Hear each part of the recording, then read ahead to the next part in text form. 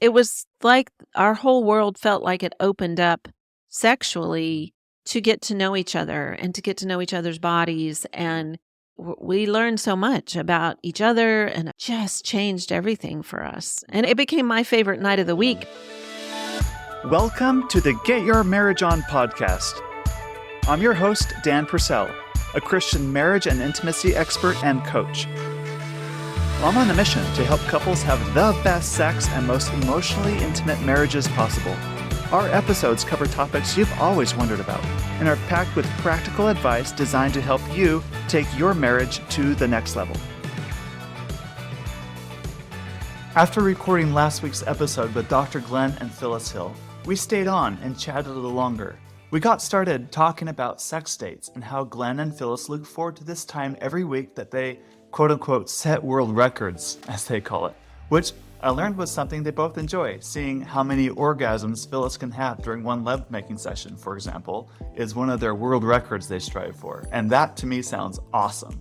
So I suggested we record another episode to share this fun and creative concept with you. If you missed last week's episode, we talked a lot about emotional connection. This week's episode is all about the sexual connection, and it's a fun one and full of so many nuggets. After listening to this episode, if you're like, we should totally do a sex date, but I want some specifics on how to make it amazing for ourselves, then save the dates in your calendar for July 12 through 14. Emily and I will be putting on a virtual retreat where you get to join us from the comfort of your hotel room, Airbnb, or bedroom. This retreat is focused on enhancing your sexual experiences as a couple, and the details are on our website. Did you know about a recently launched signature program, the Get Your Marriage On program? We've had dozens of people sign up since our launch already, and I think you should check it out too, because I truly believe it will make an impact on your marriage. It's for any couple that wants a stronger, more intimate connection, including sexual and emotional intimacy. Here's what one participant has said about it. What resonated with me the most was the idea of a step-by-step focused program. My biggest complaint of this other coach's courses I've taken in the past is that they tend to be too theoretical and not enough tell me exactly what I need to do this week to fix things. So the idea of a course focused on digestible chunks that lay out specific improvement goals along with coaching to create accountability for reaching those goals and help applying them to real life is very appealing to me. He's got it right. More details about this amazing program are on our website at getyourmarriageon.com. Go there and then click on the free masterclass or see the results other people are getting in their marriages too. And last but not least, it's time for our weekly tradition of reading a recent podcast review. Here's this week's review from Apple Podcasts.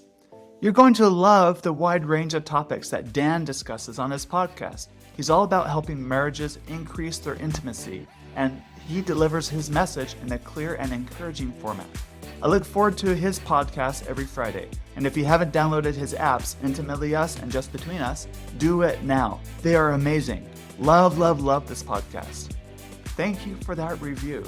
If you hear your review that you left on Apple Podcasts in a future episode, you can email me at support@getyourmarriageon.com, and I will personally mail you a gift to say thanks for that. And now, let's talk about sex dates. Woohoo! Glenn and Phyllis, welcome back to the Get Your Marriage On podcast. Oh my goodness, thank you. I had such a great time having a conversation with you recently, and I just had to have you back because there's so much more that you can offer for me and for my audience. And so I wanted to ask you more questions. So thanks for coming back. Cool. Yeah, I love it. Absolutely. So Glad to be here. we've been chatting a little bit, and good advice that I received, and probably you received too, I'm assuming, is to date your spouse regularly, even after you're married. And I want to know what your experience has been like dating your spouse after marriage. Well, that is definitely advice that we got early on. And many times. And many times, yeah. We would go to, weekend retreats or whatever, and it seemed like that was always the go-to is don't forget that. Be sure and, continue to date after you're married. And, at this point, I feel like we were young. We had at least 3 kids, maybe 4. And yeah, we were really trying to do the, carve out a time to go on a date, get that babysitter. And, it was for us early on in life, we had to really save to make that even happen. Like, Right. we Right. didn't have family nearby that would just take the kids. So we had to hire a babysitter. And then, for us, it was like, okay, we're in a small town. What restaurant?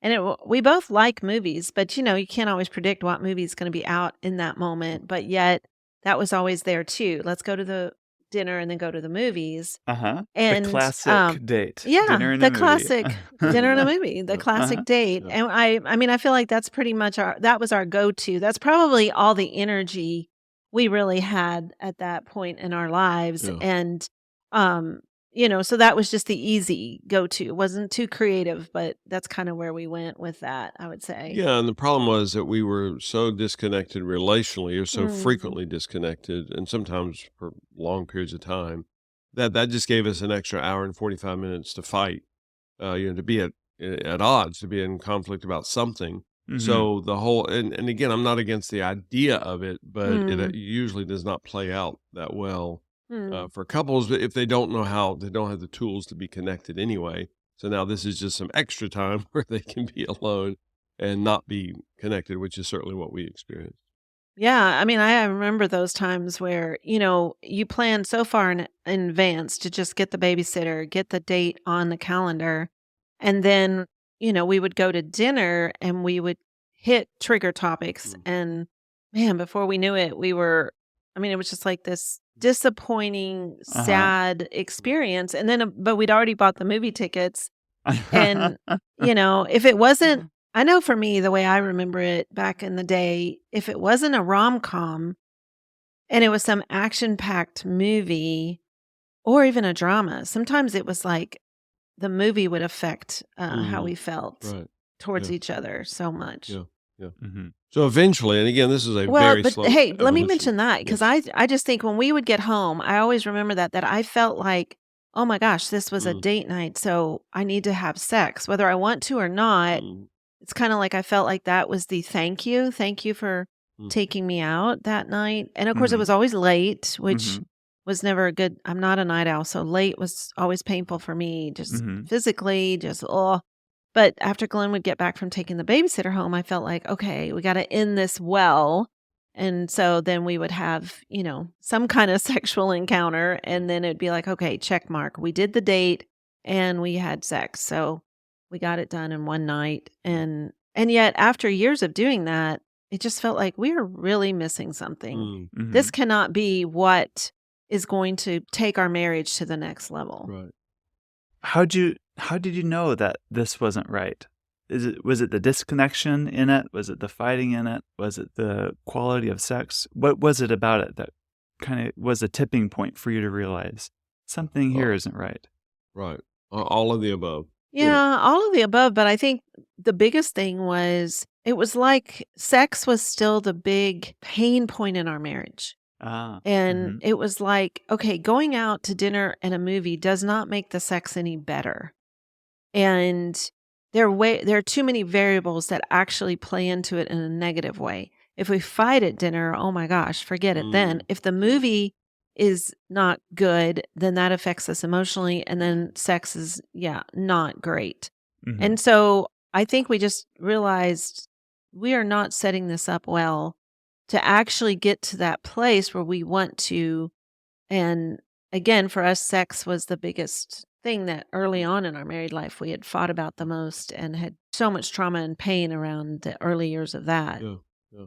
And again, this was a slow evolution for us. It's not like it was one day, on June the 4th, we figured it all out. Uh-huh. But we just started talking, and we've been on a direction, a quest to have a great relationship for a long time. We thought everything was set on our wedding day, but it took us 2 decades plus to really start getting traction.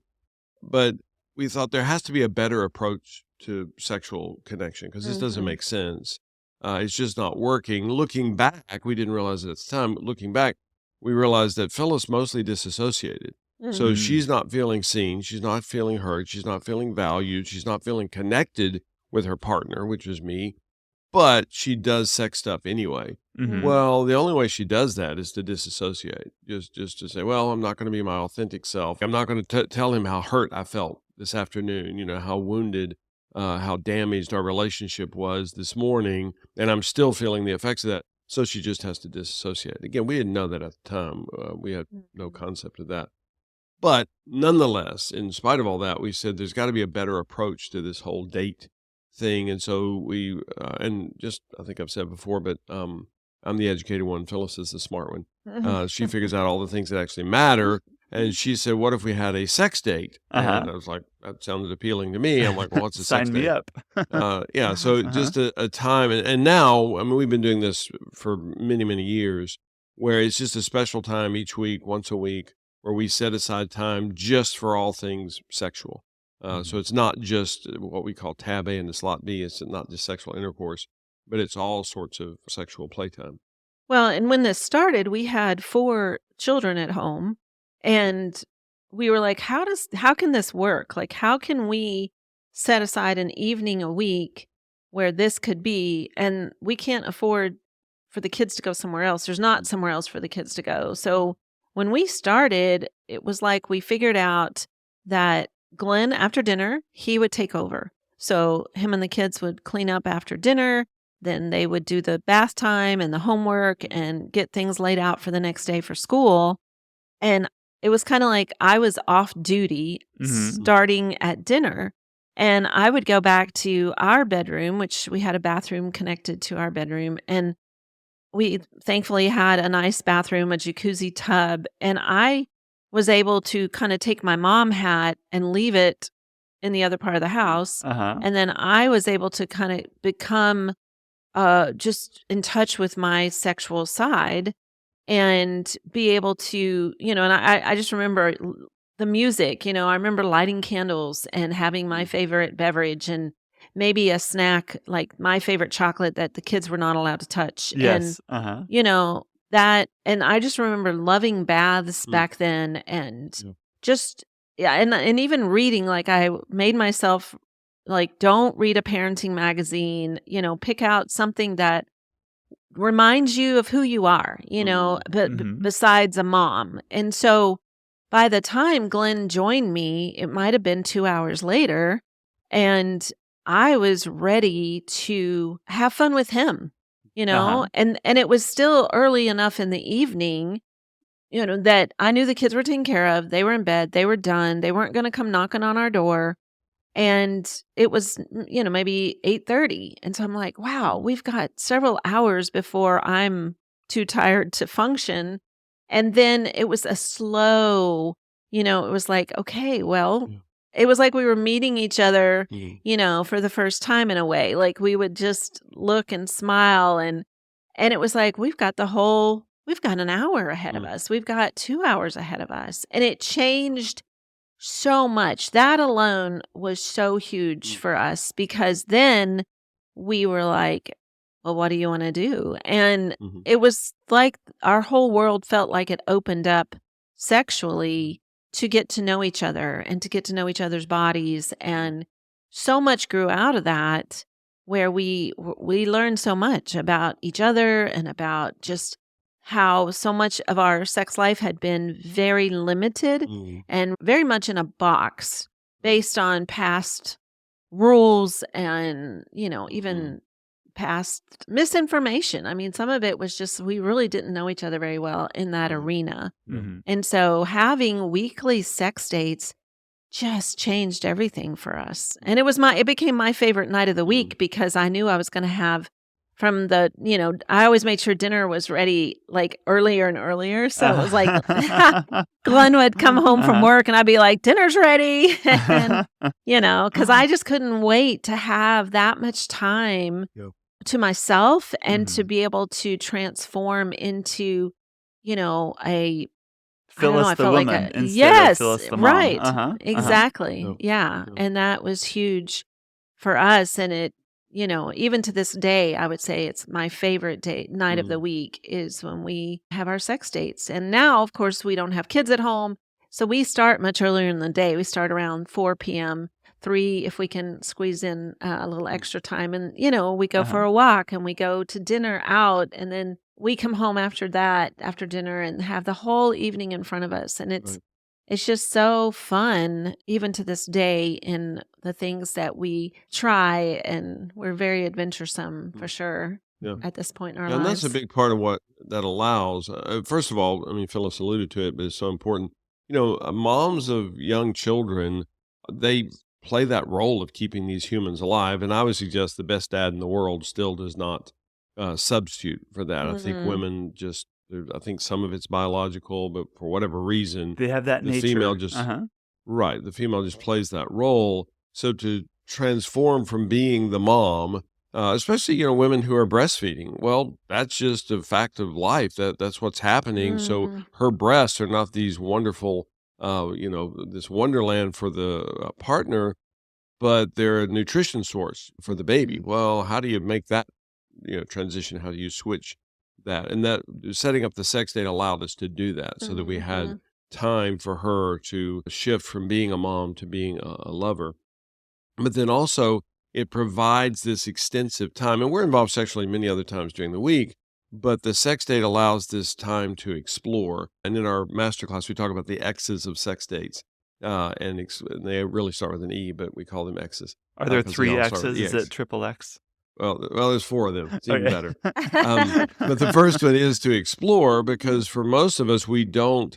And you explore your setting, you explore your senses, you explore your body, you explore your partner's body. Well, that's not going to happen in a 15-minute sexual encounter. I mean, there can be a Mhm. little of that, but not much. Usually Whereas you if have a you, deadline, you're rushed. You gotta right, Mhm. exactly, you start skipping important things. right, mm-hmm, Or Yeah, yeah, yeah. yeah, yeah, Well, just having extended makeout time, mm, like, oh my word, we so often just forget how important that is, especially mm, for the female, just to really get things going yeah, and to get the body mm, reacting.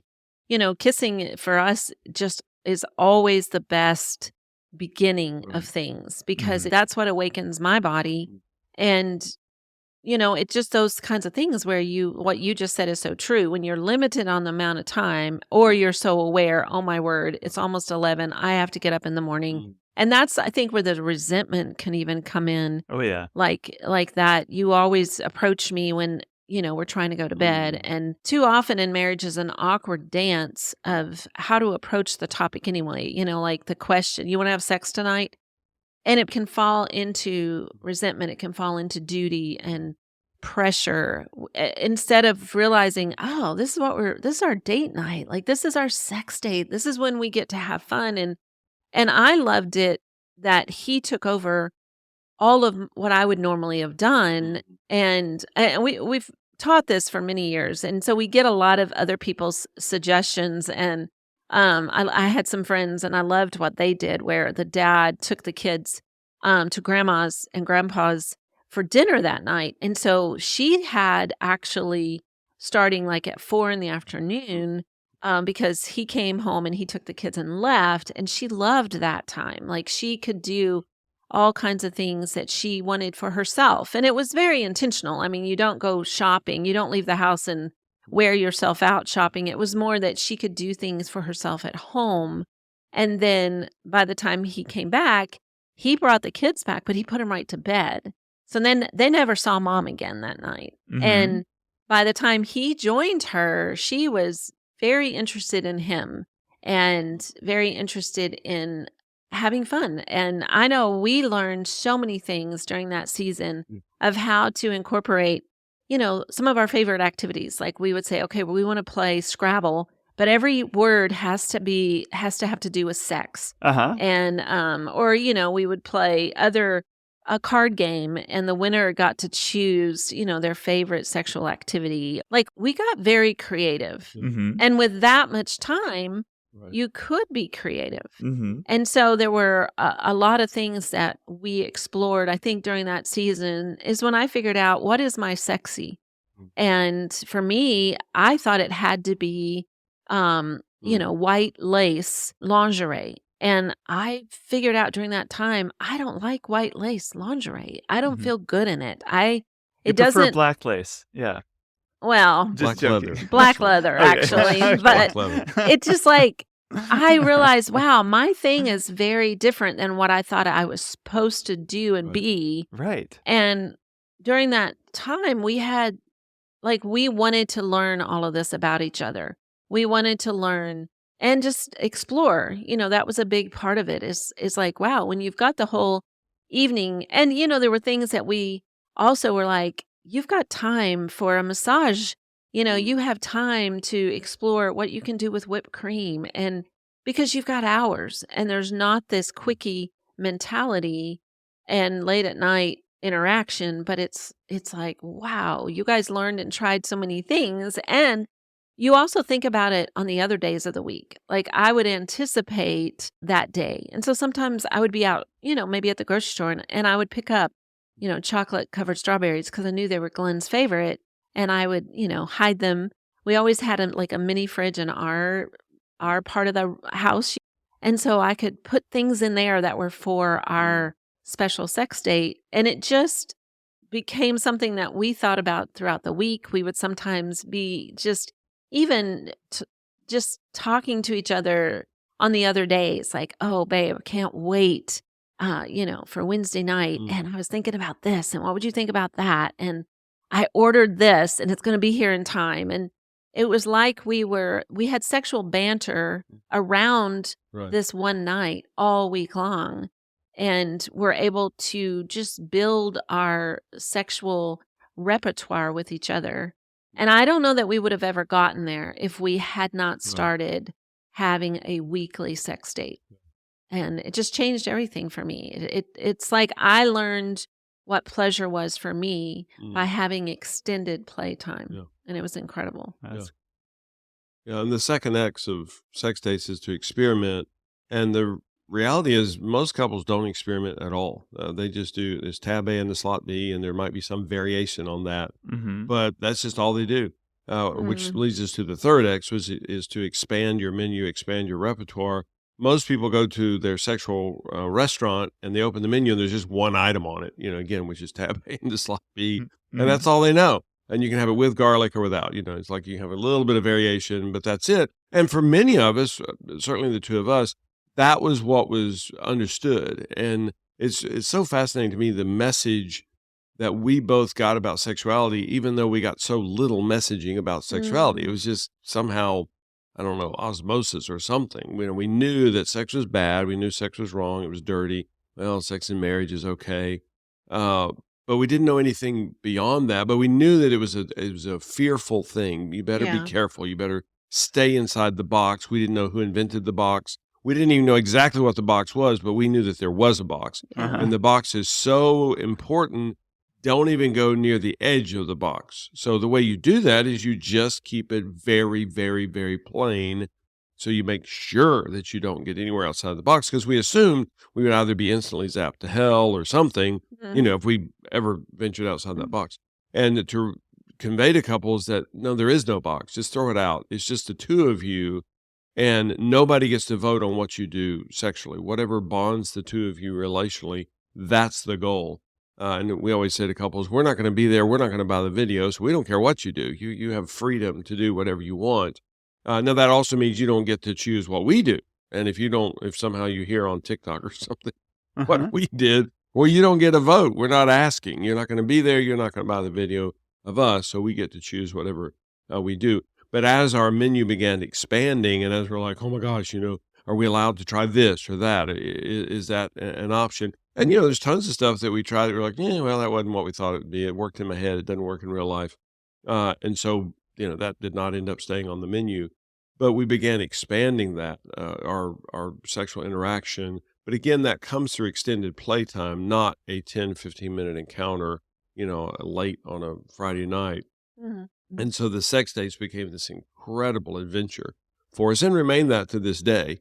And we're amazed that the sexual vista can never be reached. You just keep traveling, you keep journeying. And it's not every week anymore because we're fairly old. We've been at this a long time. But there's so many times that we look at each other like, oh my gosh, we've never tried that before. That was, and sometimes afterwards we go, yeah, we'll probably never try that again. That didn't work. That was weird. Or we go, I think we could get good at it if we practice. So we got to try that 5 more times. And then there's sometimes where he's like, oh my gosh, babe, that was just, that, rocked my world. We got to do that 100 more times in the next 2 years. But we're always experimenting. We're always journeying together and discovering new things. Yeah. I want to go back to just, I think for me, it changed everything. And one of the things we talk about and teach in our master class is that sex is a party for the female. And Yes, yeah, I 100% agree. Female-centric sex is absolute best. Yes. yeah. Yeah. And it changed everything. Like for us to figure that out and to go, oh, okay, my body is so much more in a good way complicated. Yeah, I mean, if you look what happens anatomically, physiologically, psychosexually, and even biochemically for the female, it's a different universe than what happens for the male.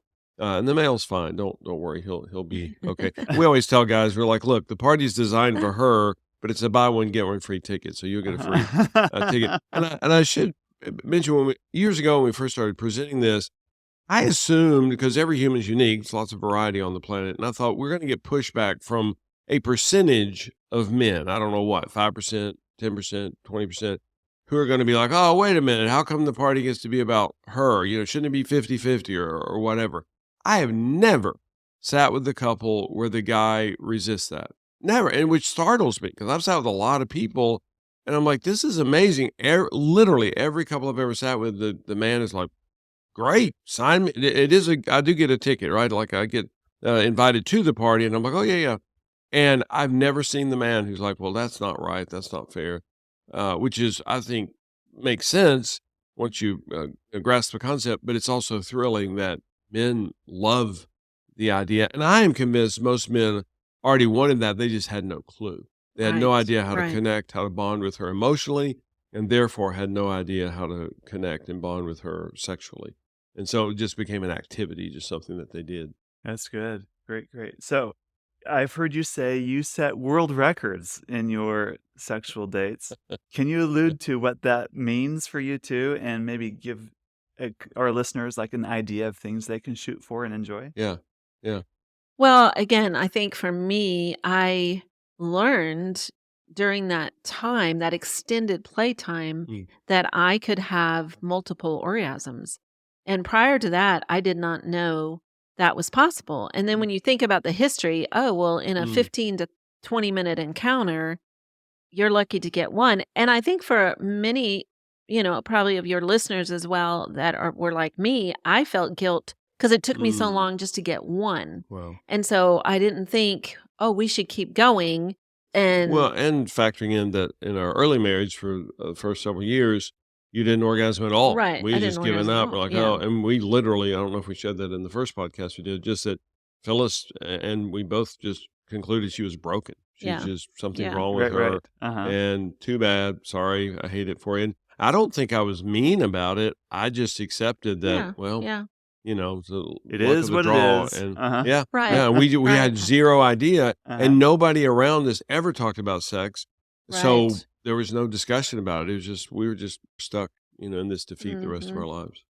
And I know for me, just in the way I was brought up, and I think for Glenn too, and I guess really what you see in a lot of just television movies is that they both come at the same time. Yes. And it doesn't take any time at all. And usually even I think so often TV movies portray it that she's the one making noise and he is quiet.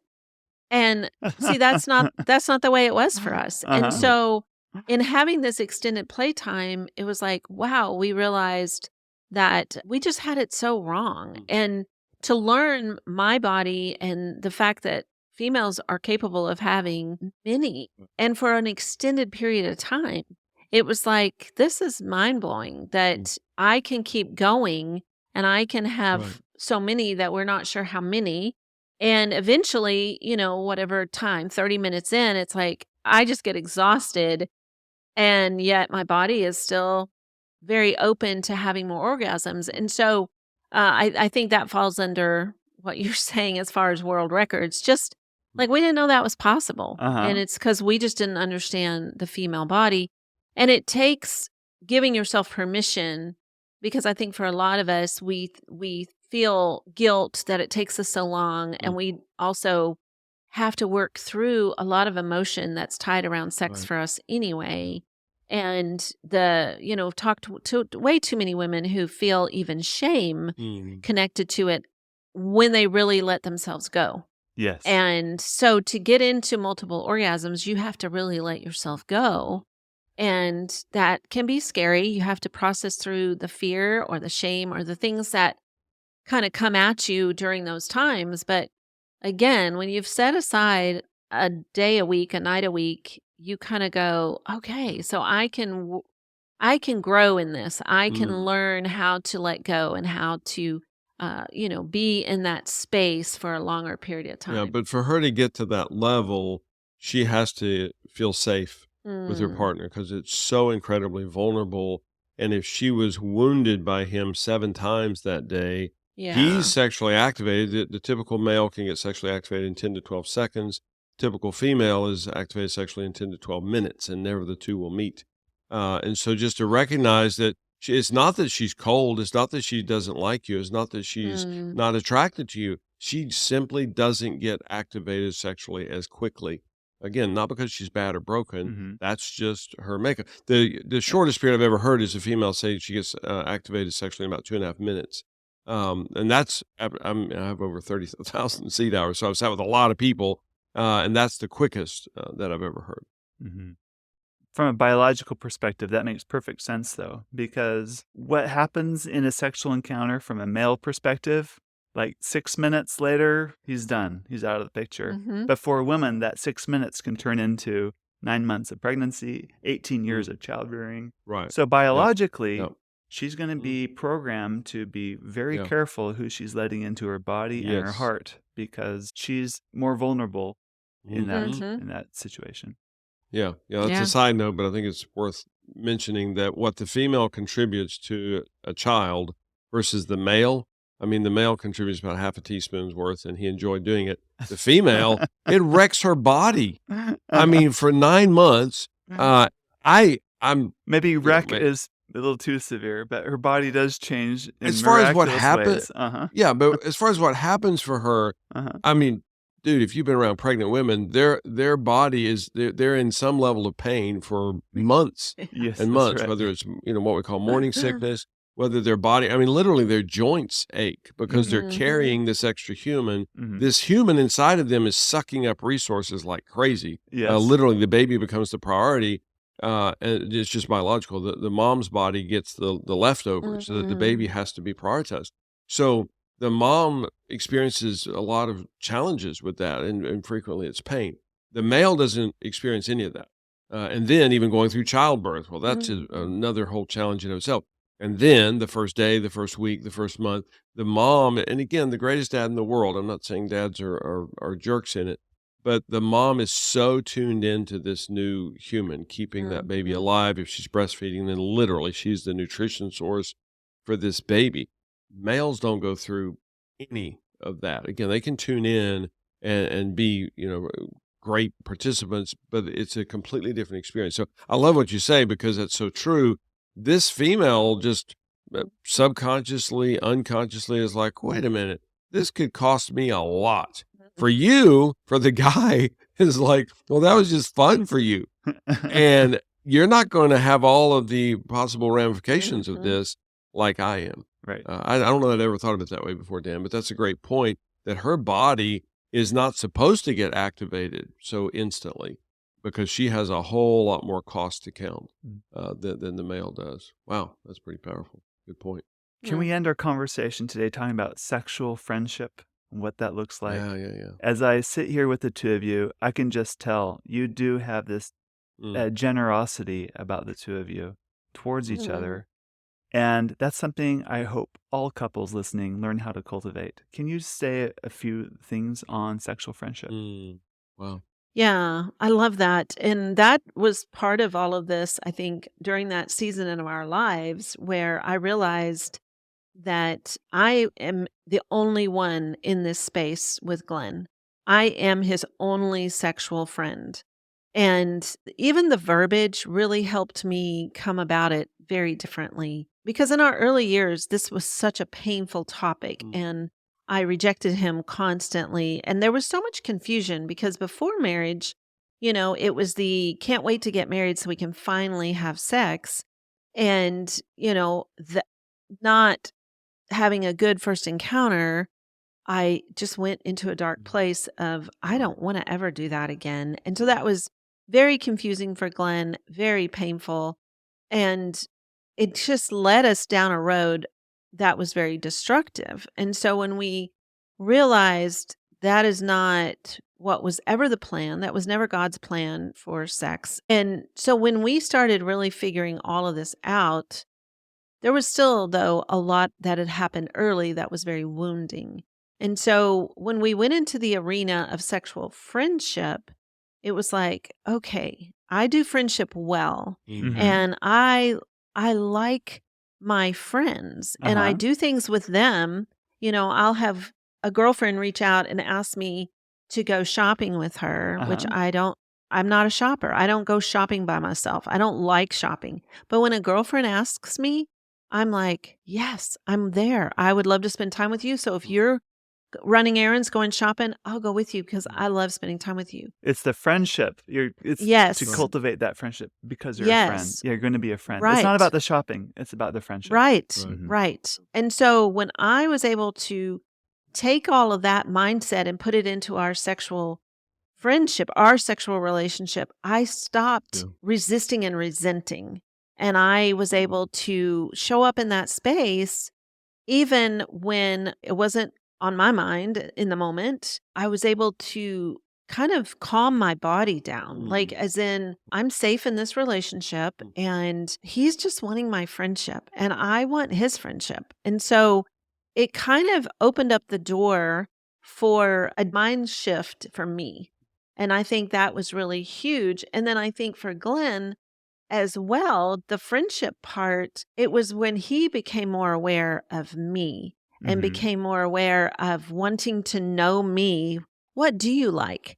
When you think about your best friends, they really do know what you like. Oh yeah. Like they know if you're a mountain climber and they know that you love that, they know who to call when they want to go mountain climbing. Uh-huh. And so we just realized that for each other, we wanted to be in that space sexually where I wanted him to know Mm. me and I wanted to know him.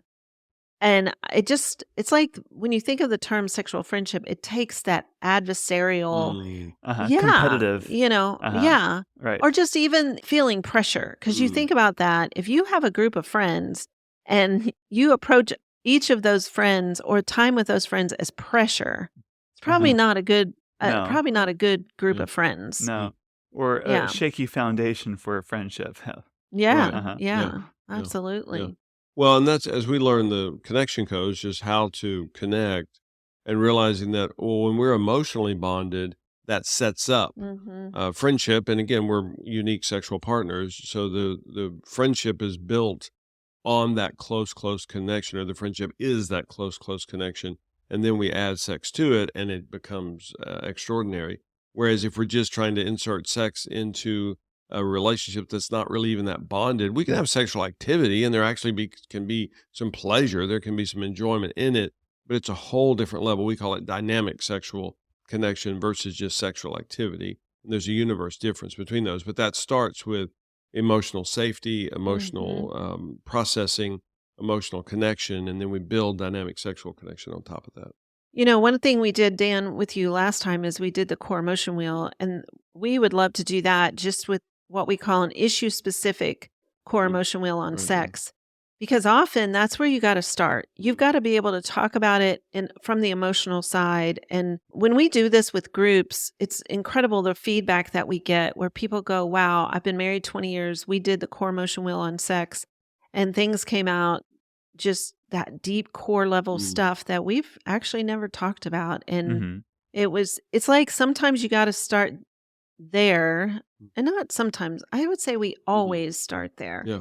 And, even being able to talk about that on that level, because I think that what the world represents when you see anything, even like on a TV show, it's like it's this unspoken thing Mm, that you connect sexually, like almost like your bodies just connect, but you don't ever talk about it. You don't ever share the fear or share the joy or share the sad. You Hmm. don't do that. You just kind of, that would ruin the atmosphere. And that's a lie. That's Yeah. actually not emotionally right. connecting. Uh-huh. And Yeah. it is just incredible for us to be able to be in that space emotionally Mm, as well with our sexual activity. I mean, just that deep emotional connection makes such a difference mm, with our sexual yeah. Yeah. connection. Yeah. Yeah. So if we have time, we would love to do Yeah. that. We demonstrate that. That'd be great. Absolutely. Yeah. Absolutely. And are we doing current or past? You pick. Flip a Oof. coin. Do past. Okay, I think that's a good idea. That's Hmm. probably more relatable. Hmm. So we will do an issue specific core emotion wheel on where we were at around our 10th anniversary, where we Okay. were. Wow. Gracious. Nasty. Yeah. Yeah. Okay. All right. That's Let's start there. intense. I'll go first. So for me, I feel just a lot of anger Mm, and just confusion around sex. Like right. so much damage from the early days that still affect me. And I think that anger, it's brewing there. Mm, And I think that takes me into hurt too, that wow. I feel that when you pursue me sexually, I just get stuck in that past Mm, wounding and there's so much hurt in that. And I think I feel fear that I'm never going to be able to really connect mm, with you deeply and emotionally in this arena because there's been just so much damage, not just with you. I mean, this hurt goes back to my sexual abuse as a child and mm, so many things, wow. right? So I feel fear that this can't ever get Mm, right and get better. Lonely, I think for me, there is lonely because this is not talked about. mm, And I feel like it's not wow. supposed to be talked about and that it's shameful to talk about it. Mm, And so I just suffer in silence a lot. gosh. Um, I do feel guilt. I feel guilt that I reject you so much. Like I see the pain that causes. I feel shame in that. I feel shame in just how I am not even comfortable with my own nakedness, my own Mm, body. It's like I wow. don't like my body. I don't Mm, like myself. And so I just struggle with that and I do feel so much guilt as far as how that hurts you. That hurts you yeah. constantly. Let's see, which one do I have left? Joy. Mm, Okay, the joy in sex. Some of our best sex is when we go on vacation. mm, That gives me a lot of hope. When it's just the two of us away for a weekend, I feel like I let go mm, and I find the joy in sex. And so that gives me a lot of hope for just the healing. And I don't want to always just go on vacation and have I want to be able to have great sex all the time. But that joy is that I've experienced that with you and I right. know that I can have that on a Yeah. regular basis. Wow. Thank you. Yeah, Mm. for me, when I think about sex, 10 years into our marriage, mostly just pain, so much hurt, Mm. feeling rejected. Wow. I don't try to be sexually Mm. aroused. It just happens I all know. the time. And Oh, that incredibly intense pain of just rejection so much. yeah. A lot of sadness, like how the heck did we end up here? Yeah. Leading up to our wedding, we were so excited about happily ever after, and Yeah. we got so lost so Mm. immediately, and still have not recovered Yeah. from that. So much loneliness in that. I Mm. don't feel seen and heard and Wow. valued by you. And of course, like you said, we don't have anybody to talk Wow. to, anybody Yeah. that's safe that we can talk to vulnerably, openly about it. A lot of fear that this is the way it is. We're Yeah. 10 years Yeah. in, and I don't know what we got, 30, 40, 50 more years together, and this is the way it's going to be, Wow. which is not what we thought going to Yeah. happen, was not what Yeah. we had signed up for. A lot of guilt in that. I mean, and still struggle tremendously being a good lover for you. I'm Mm. semi clueless. I guess I'm better than I was, 9.5 years ago, but so much stuff I don't know, and I don't know how to get better. I don't know Yeah. how to figure it out. A lot of shame in that. It's like, Mm. how did I end up like this? I thought it was going to be magical, and we were kind of Yeah. told that, whether verbally or non-verbally, that, oh, just don't do sex before you're married, and then you know God will whatever work it all out. Yeah. And that's certainly not been the case for us. A Mm, lot of anger in that. It's like, really? Are you kidding me? There was mm, nobody. No, we know we're still young, but we know a lot of people, and there's nobody yeah. that could help us, could help you, could help me Wow. figure some of this stuff out. This can't be Mm, right culturally, that it just stays like this. And I yeah. know we're not unique. We used to think we were unique in this, that we were just the only Yeah. defeated couple, and to realize that, No. oh, this is pretty standard where most Mm, people live. There is joy, when we do have good sexual mm, encounters. They're few and far between, but there's a lot yeah. of joy when we get that, and then I feel some hope, and then of course I get crushed the next Mm, time I initiate anything. So, but it does drive me. Someday we'll develop something, we call it the connection codes, mm. to Wow. help us figure out how to connect deeply. Be Mm, pretty exciting if such a wow. thing ever existed. Fun. Thank you. Thank you. Thank you. Great. What a great Mm, demonstration. Thank you. You went through all the 8 emotions in your connection yeah. codes that we discussed. That's the joy, fear, disgust, anger, lonely, hurt, guilt, and shame. And I like how you touch each other, you look, you turn towards each Mm, other, Mm, and the person listening, your job is to do your best to stay in it and not disassociate or disconnect or fight back, argue, whatever. And that's what you're doing. So that's really good. And it's a good listening exercise more than anything yeah. else. Yeah. Yeah. Right. Tell everyone where they can go to learn more about this Mm. process that you teach, about your mm. course, including your great sex course and all the good things. Thanks. Our website is connectioncodes.co. And that's where you can get a free download of what we just did, the core motion wheel. And Glenn has a private practice. So if it's something where you're like, oh, I need a little more help than that, I would encourage you to book a session. That's also on our website. And then all the courses we have are on our website. And late night is the one on sex.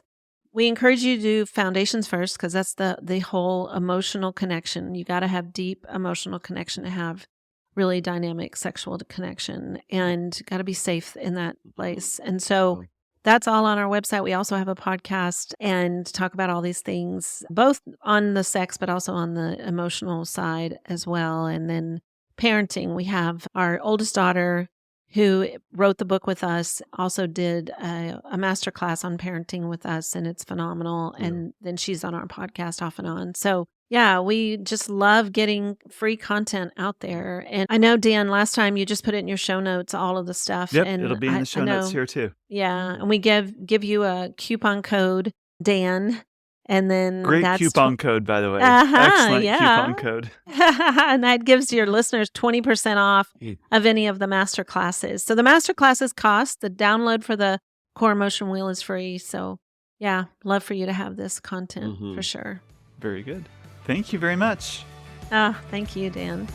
Thank you for listening to today's episode. If you're interested in accelerating growth in your marriage, either sexually, emotionally, or spiritually, I want to invite you to work with me in my affordable coaching program called Next Level.